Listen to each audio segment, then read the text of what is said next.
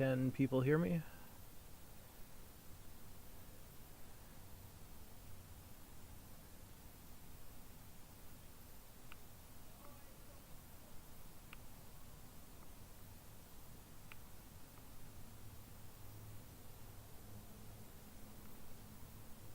Can anyone hear me?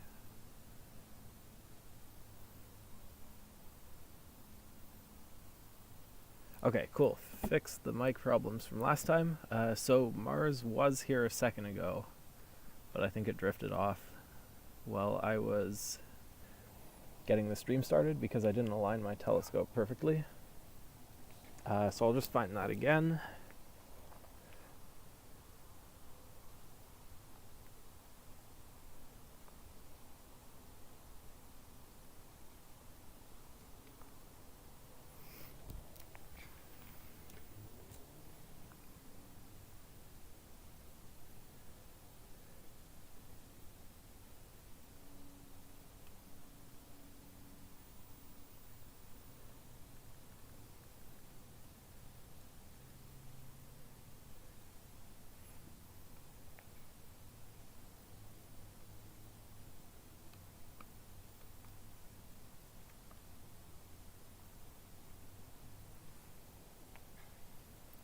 So this right here is with the camera pixels adding themselves together in 4x4 squares.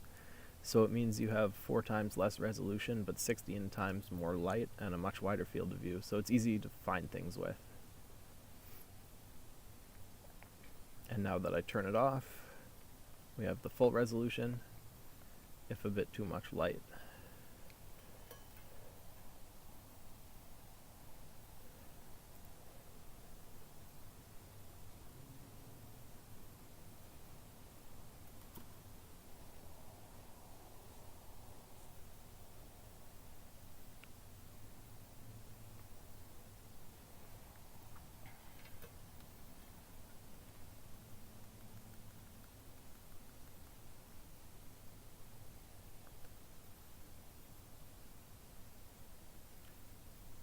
Yeah, so someone mentioned it's a good night for viewing. It is. It's better than last Thursday. The view of Mars through here is quite a bit sharper. I don't think that's exactly at focus, but it's the atmosphere is behaving tonight.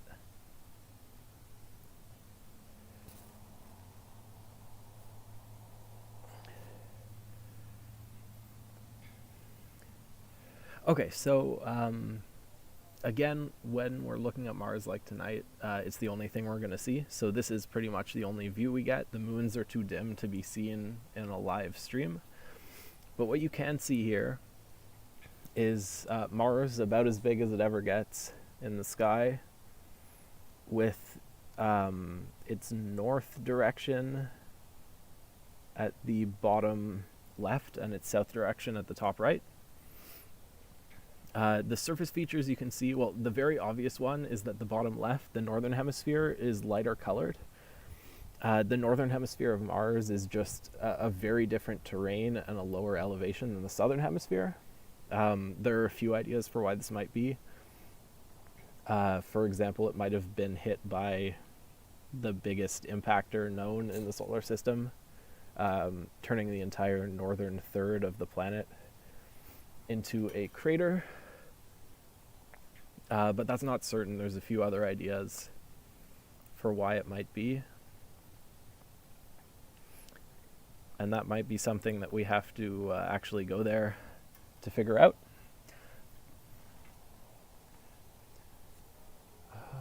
Sorry, it keeps drifting out of frame. I think that might be an issue with the clip on the Ethernet jack for my hand control for the telescope snapped. So I think if I put too much strain on it, it loses contact. But okay, there we go. It's in its holder, not too much strain. So just focusing a little. Getting perfect focus is tricky because partly it's blurry because of the sky, partly it's blurry because the focus isn't quite in. But anyway, then the top right part of the view is the southern hemisphere, which is much rockier. Like it's very rugged and higher up. It's hard to explain. If you look up Mars on Wikipedia, there are some good higher resolution maps than I can show through my telescope right now, if anyone's interested in more detail on that. But then the smaller detail that you can just barely see is right at the top right of the planet in this view. There's a little white spot that is occasionally there and occasionally you can't see because the atmosphere is too blurry. But that is one of Mars's ice caps. So they're smaller than Earth's, and they are made of largely carbon dioxide with some water because it's cold enough there that CO2 freezes. But Mars does have two ice caps just like Earth.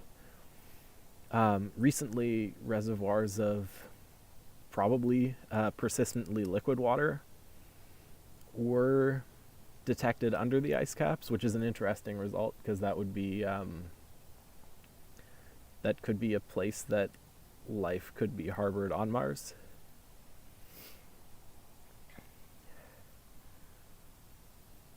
Can people see the ice cap? It's pretty hard to find there, and I can only see it because I know what I'm looking for. Is it noticeable in those brief moments of good seeing?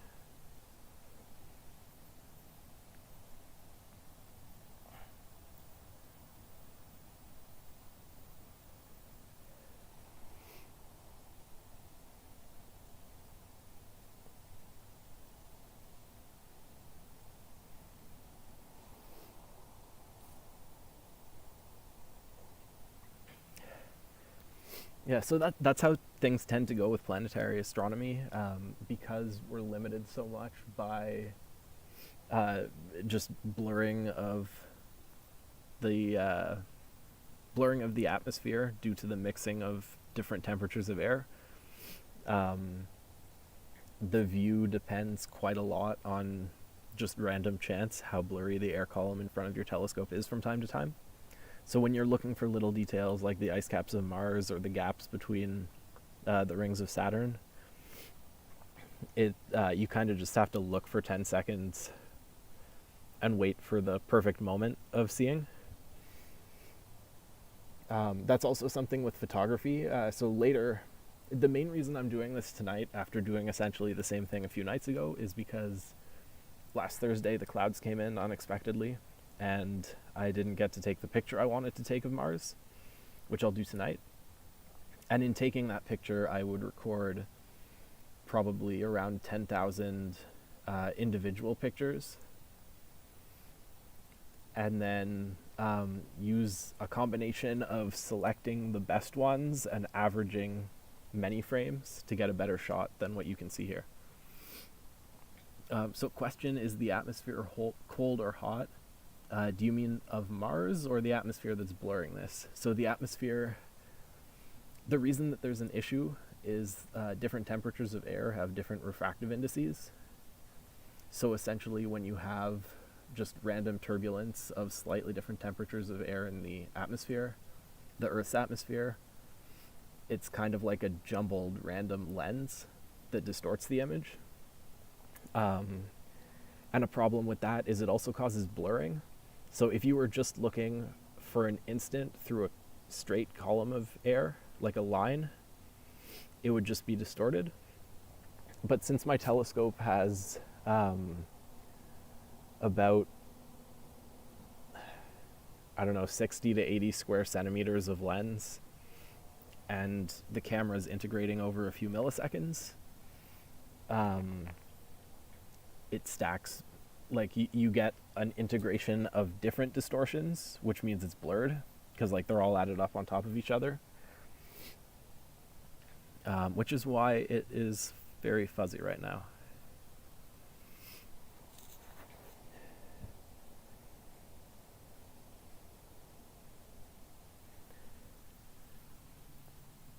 Hi, Eileen. So the dark line going from top left to bottom right or I guess first, regarding the live part, the video that you see is about 5 seconds late, just because of YouTube's buffering. Regarding the actual astronomy question, that dark line is the border between the northern and southern hemispheres of Mars. I'll post a link that will have a much better picture of what you're looking at.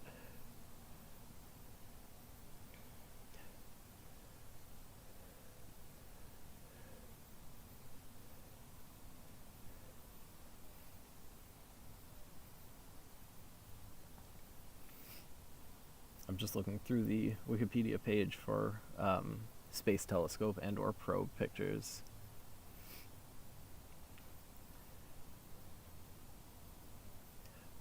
I guess the main one's a fairly good shot.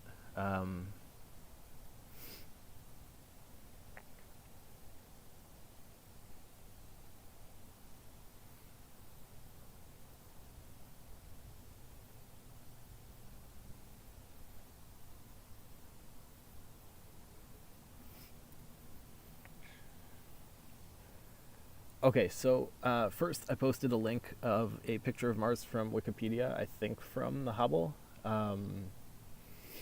And in that you can see very clearly the difference between the northern and southern hemispheres.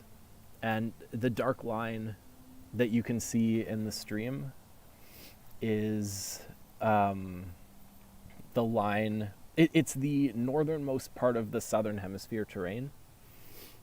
South is up and right in this video, just because of the way that my camera is attached to my telescope.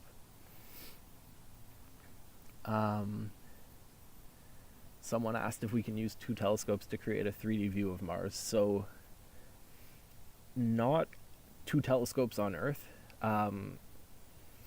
Like, right now, I'm looking at my computer. My eyes are giving me the 3D view of my computer. But that's because my computer is like half a meter away from me. And my eyes are 7 centimeters apart, roughly. So there's a pretty big angle for me to reconstruct the 3D image. Any 2 points on Earth are very close together compared to the distance between Earth and Mars. So you won't really get a 3D view. What you can do is take a time lapse of Mars where you can see it spin, because its day length is roughly the same as the Earth's. And I may actually try that later. That would be something fairly interesting to do. I've done that with Jupiter before. And I did notice a few of these streams ago, I noticed that the moon, the shadows on the moon changed quite dramatically over about an hour, more than I expected they would. So that is something that I may take a time lapse of next time the moon comes around.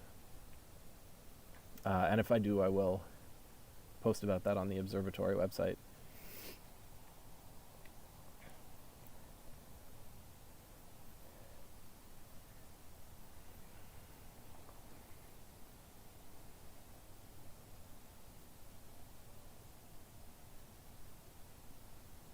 Oh, that's a spot of very bad air. So if you, it might just be coming through the stream now. There's the air suddenly turned bad, got very wobbly and blurry. Hard to describe, easier to see in the video. But now it seems back to normal. And I don't know what that was. My first guess would be a plane flying in front of Mars, but I'm looking up and I don't see any now. So the resolution right now is probably a bit better than usual. It's generally not great in the city because the city has a lot of heated houses and the city has a lot of asphalt. So it's generally quite a lot hotter than the surrounding air, which means that you have a lot of hot air from the city mixing with a lot of cold air from above. And right now, since it's getting colder, more people are turning on their heating, so the effect becomes rather worse. So for example, my telescope is 10 centimeters across the lens, which means it's looking through a relatively small column of air. The university's telescope is 35 centimeters across, so it's a bigger column, and it's impacted worse by this atmospheric blurring. And because we're in the city, my telescope will usually perform better, even though it's so much smaller, just because it avoids a large part of that blurring effect. But this is about as good as it gets here. If I were somewhere more remote, it would probably be better. But this is getting close to the limit of what my telescope can do, just the inherent resolution of the lens. An analogy for why it's fuzzy is just, like if you look right above the asphalt on a hot day, you can see that the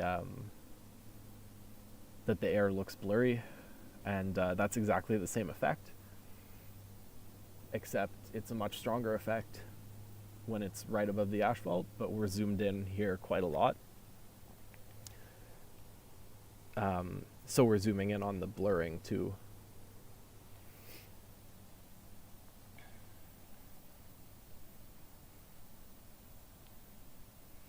And on that note, just a common question is what the magnification is. I can't really say what the magnification is because when you're using a camera in a telescope, there's no real magnification compared to when you're using your eye just to look at Mars. I guess what you could compare is how much detail you can see on Mars versus how much detail you can see in the stream.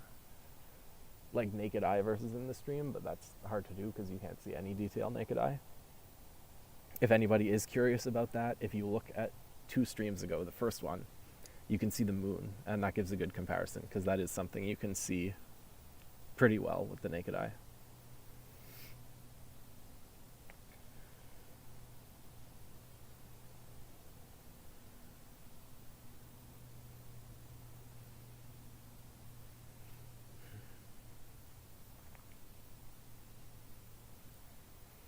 So anyway, that's most of the things I had to say about Mars. I guess another thing is Mars exploration's cool, and SpaceX is working on that right now with their Starship rocket, which is supposed to be, it's designed to be extremely cheap and able to take people up there. And the development is currently in the prototyping phase, and they're doing some pretty cool stuff right now. I think it's going to try hopping, going from the ground up to 15 kilometers, and then landing under the power of its rocket engines, which is a feature that is what would make it so cheap. So if anyone wants to see a cool rocket launch, that's going to probably happen in the coming weeks. Someone just asked about cleaning my telescope lenses. The important thing is that you don't leave any fibers or residue, and that you don't scratch it with any dust. So there's 3 things you need. First, an air blower. You can either use compressed air, like you might use to clean electronics, or just like a little bulb that you squeeze that pumps air through a nozzle to blow all the dust off of your lens, so that dust doesn't so you don't drag the dust across as you're cleaning and scratch it. Then you have to use a cloth that is very clean and will not leave any fibers on the lens. And for that, I just use Kim wipes, which are like a scientific high-performance Kleenex that I've used in a lab for my master's degree, and they use commonly in astronomy. They're like $5 a box, and a box will last forever. And then I typically use rubbing alcohol as the actual cleaner because it dissolves stuff and evaporates. So first I'll blow off the lens, then I will wash it with rubbing alcohol and a Kim wipe, then I'll rub off all of the alcohol with another Kim wipe. I actually did that a couple weeks ago because the lens of this telescope was getting fairly dirty.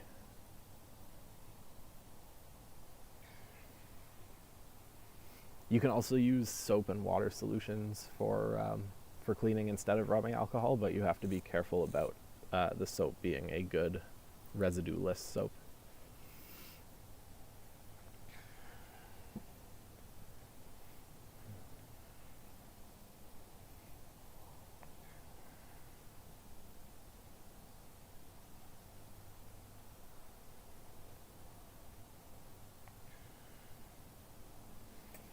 So yeah, that is most of what I have to say on the topic of Mars. If anybody else has any questions about Mars or amateur astronomy or astronomy in general, just space science, if you ask, I'll give an answer as well as I can. If not, I'm going to move on to trying to take a video or pictures, a time lapse of videos of this for myself. I'll leave the stream open.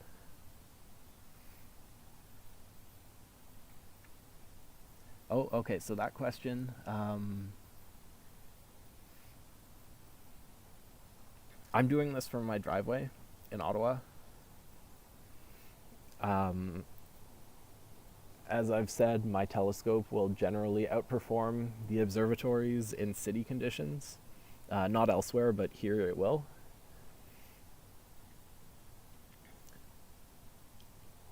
And also, specifically, the observatory is in the middle of a university, so you have a lot of buildings, a lot of asphalt, and a lot of exhaust vents, which makes things even blurrier than they would be otherwise in the city. The camera I'm using is a camera that is specifically designed for taking pictures of planets through a telescope.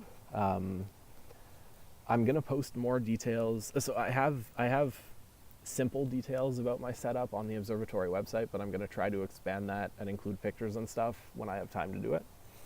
But essentially the camera is just like, it's a little disc the size of,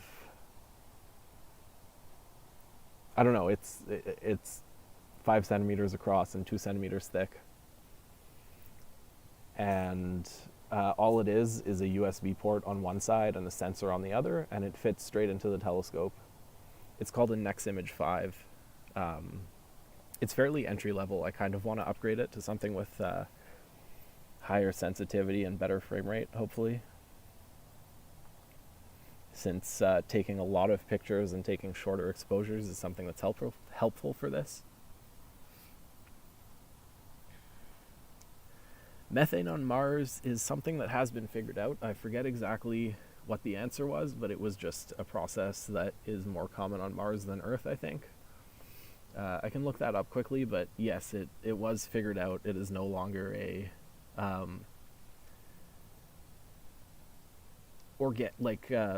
biotic production is no longer the leading hypothesis.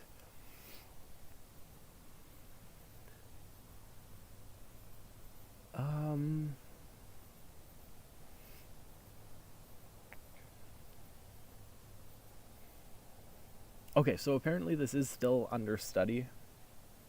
It's we don't know definitively what it is. But the presence of methane on Mars has been found to be highly variable. So it's not like a persistent, if we saw a lot of oxygen in the atmosphere of a planet, like that's something that we only have because of photosynthesis. But this isn't something that's always there. You don't have a persistent process producing it. So it's thought to be less likely to be due to life, and potentially due to a wide variety of simpler processes. I mean, it could be life, but it is not strong evidence that it is life. So someone asked for stargazing locations around Ottawa. Also, I'm losing the planet. Hang on.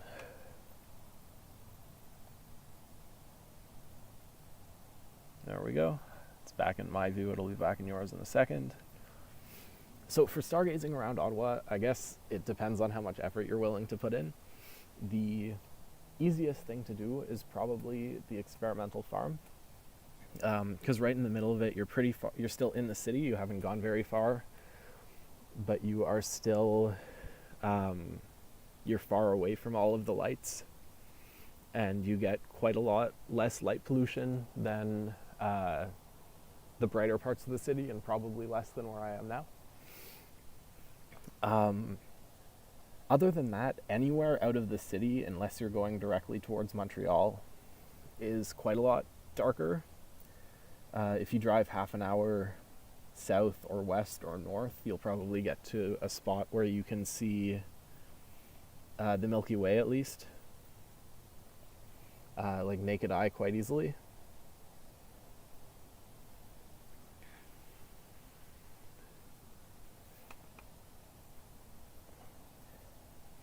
If you're willing to go further than that, there are some very dark places within a couple hours of Ottawa. During the summer, when there was that very bright comet, Neowise, in the sky, I went up to Foymount, which is a town about an hour and a half west of here. It's fairly high elevation and far away from most lights. And it was extremely dark up there. The Milky Way was very bright. Several galaxies and nebulas were very obvious to the naked eye. And the comet itself was enormous. I could see the tail was about the size of the Big Dipper's, like the spoon bit, not the handle, the bit that's not the handle.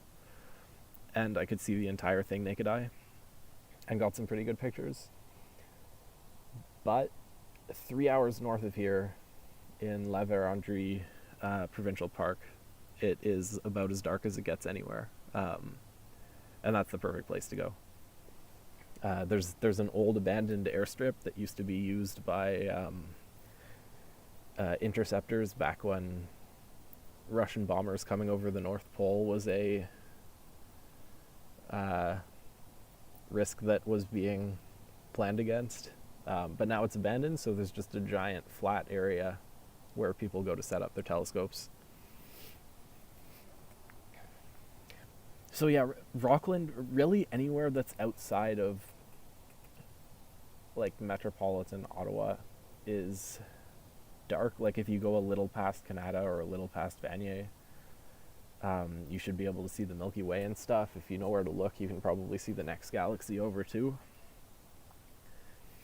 It's really a thing that a lot of people don't think about, but like the sky, seeing the sky much better than you would in the city is not something that's terribly hard. Oh, Northern Lights. The airstrip, there's no name for it. It's in that provincial park, La Vérendrye.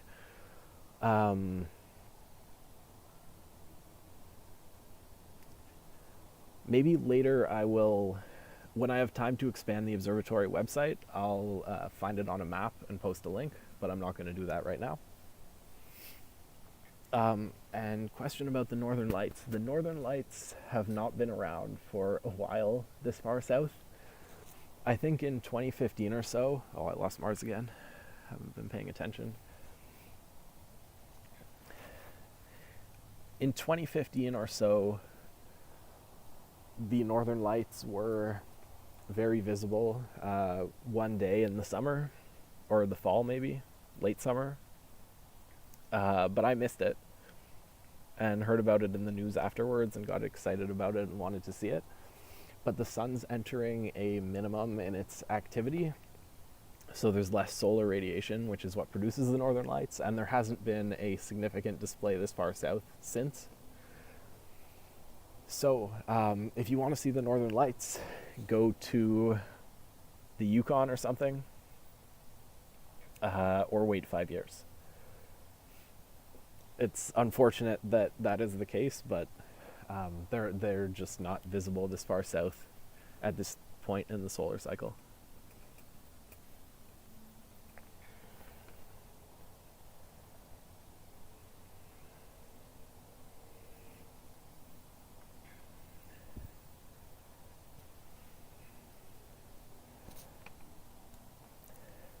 Okay, so at this point, I'm gonna get ready to take my own picture of Mars. I'll leave the stream open for a bit, but I won't be talking for a moment. If anyone does have questions, leave them in the chat, and I'll try to answer them. But I'll be back talking in a moment.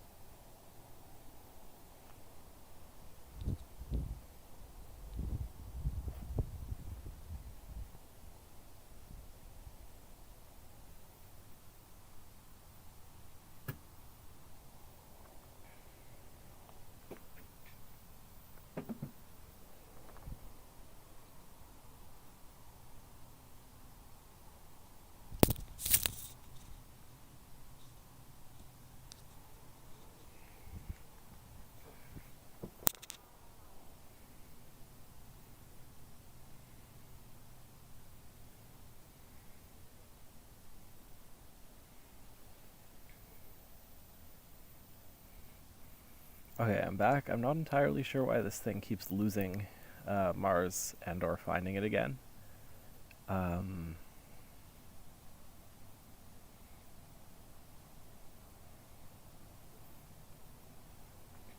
it it could be there's the mount software has a feature where you can train it to recognize the errors in the gearing and compensate for them, and it might be doing that slightly wrong. I don't know. But anyway, I'm gonna try taking a picture now. So I'm gonna zoom out on Mars. Might be less visible in the video, but it'll give me a better idea of the picture I'm gonna get and probably help with focusing.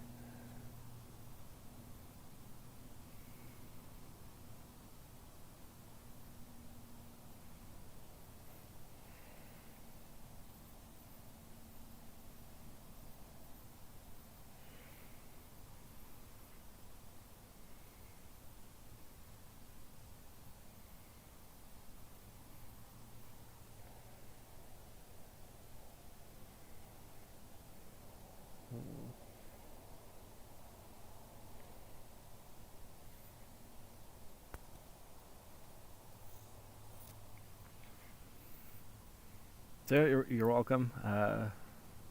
Thank you for coming, everybody. So yeah, this is about all of the stuff I'm gonna say and all the stuff that you're gonna see. I'm gonna step away for a second to get ready for taking my picture again. There's a few power lines that are in the way, and I'm going to check exactly where they are in the way.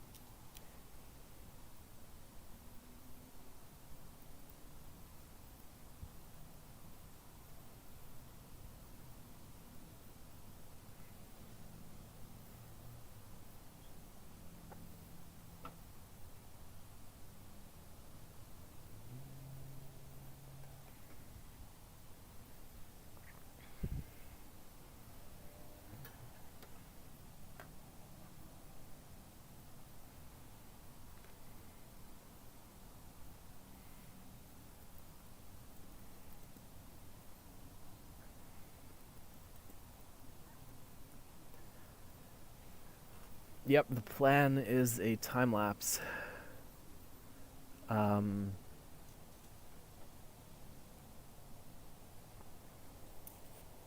I might need to make a couple changes to do that easily. I'm going to start with just a generic picture.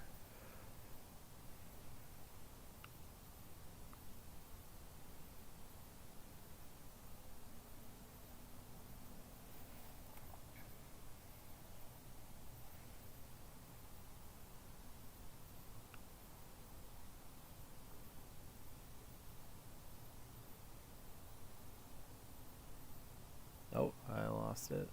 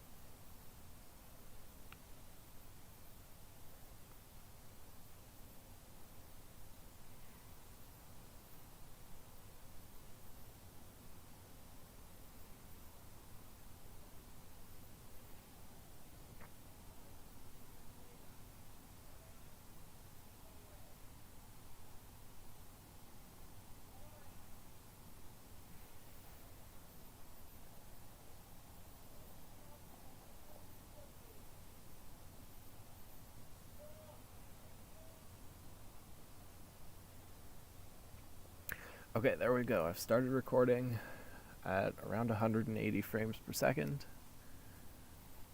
And I'm going to try to get a couple minutes of data. Oh, there it goes a bit blurry.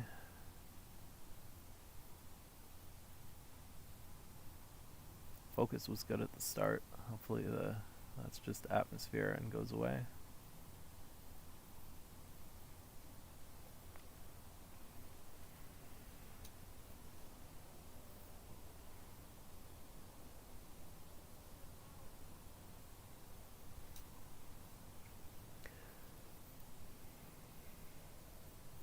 Okay, halfway to 16,000 frames.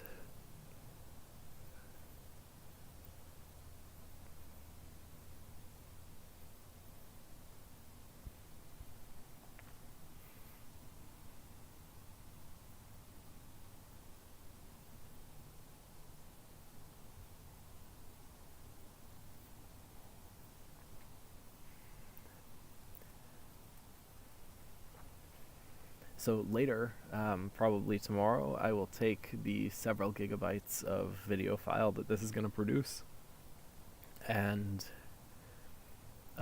process it into a single like 50 kilobyte image, and I'll eventually post it on the observatory website. I still need to get a hang of how to use it. Most of the things posted there were posted by the guy who was in charge of the observatory before me, who has since left, Carleton. So he knows how to use it. I don't.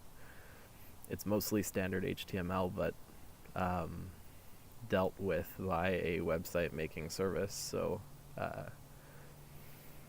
has some quirks.